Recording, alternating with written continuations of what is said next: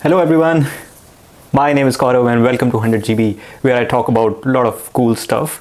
And in this video I'm going to be talking about printers and a bit of Linux as well. So without wasting any time, let's jump into the content.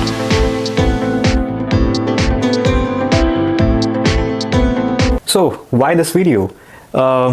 I recently finished a book on Linux command line and shell programming, and the book mentioned some interesting facts about the printing and the Linux OS, and all of that was very new to me, and I thought, why not share it with all my viewers? So brief history about the printers.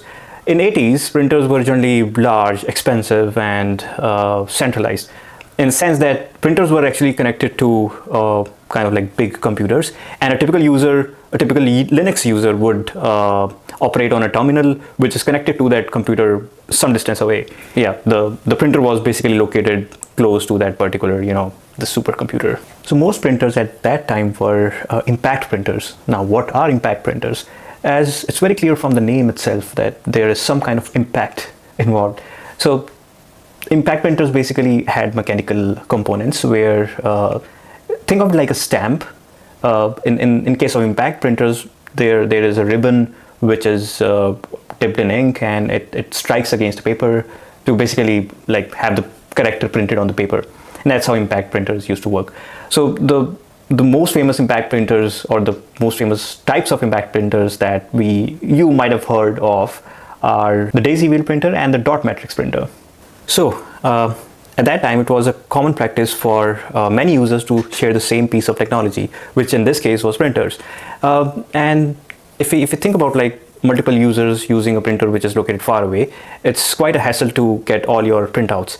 And for that, there was a process. So to identify the print jobs belonging to a user, a banner page was printed before every print job, which contained the information of that user. So a human will then load up the card with all the print jobs and deliver the print jobs or the print outputs to every user depending on that banner page. Sounds funny. Quickly take a look at the limitations of the impact printers. The first one obviously is the fixed character set, as in the type of characters that you can print using, let's say, the daisy wheel printer is, it actually depends on the characters that are molded onto the petals of the daisy wheel. And so basically the 80s printer was basically fast typewriter. And also fixed character set also meant using monospace fonts. So what are monospace fonts? If I ask you to, like, can you distinguish between a code font and a normal font, let's say, or handwriting, which you can, right? And why is it so? Because in a code font, every particular character is taking the same width on, not only width, actually same width. So height depends on the character, but yeah, effectively same width on the display. And that is what a monospace font is.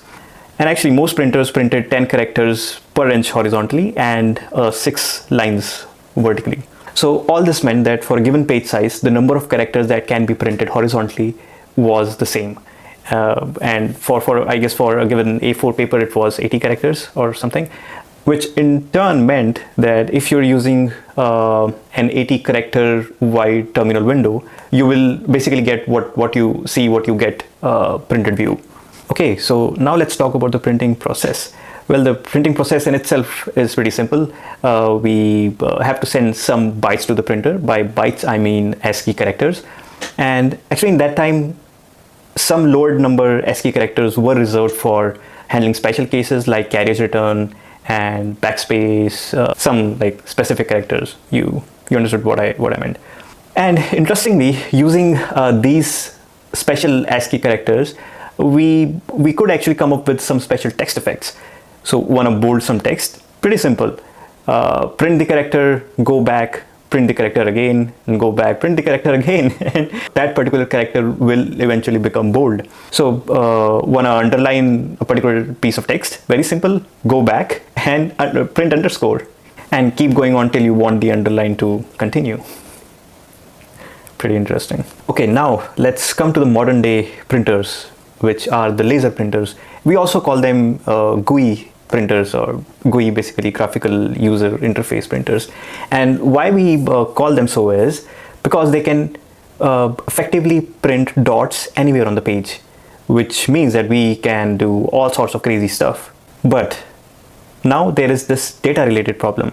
So let's consider this, consider a page which is 80 characters by 60 lines. So for old printers, the amount of data required would be simply 80 into 60, 4800 bytes. And for laser printers, let's say for an 8-inch into 10-inch page, it will be like 8 into 300 into 10 into 300 by 8.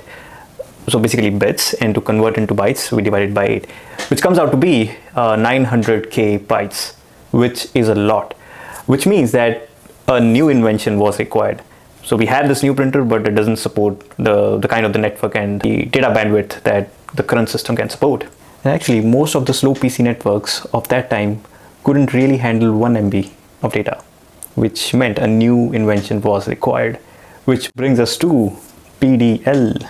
Page description language is actually a coding language, which is pretty simple, which says go to this position, print this character in 10 points in this font, then go to this position, print this, etc. First major PDL was PostScript, which was developed by Adobe. So a PostScript printer would basically accept this PostScript program as an input, which means that a printer needed to have its own processor and memory now, as it needs to execute this PostScript program using the PostScript interpreter. And as you would have already guessed by now, the interpreter will eventually convert this program into the bits or bytes that have to be printed on the page. And this entire process is called RIP, which is Raster Image Process, and not rest in peace. So eventually, with the new tech, the PCs and printers got way faster, and it was reasonable to move this RIP process from the printer to the host computer or the host PC, which in turn made the printers a tad bit cheaper. And that's the reason that most of the printers that are out there in the market are very cheap. There are still a few printers who which still have this RIP process, but most of the low-cost ones do not. And actually, this is all about this video. I covered a lot of things. So in case you want to read more on the Unix printing system, it's called as CUPS, the Common Unix Printing System. If you want to read more on that, I'll add a few links in the description below, so please go ahead and check them out. And yeah, I guess we are done here. I will see you in the next one. Bye.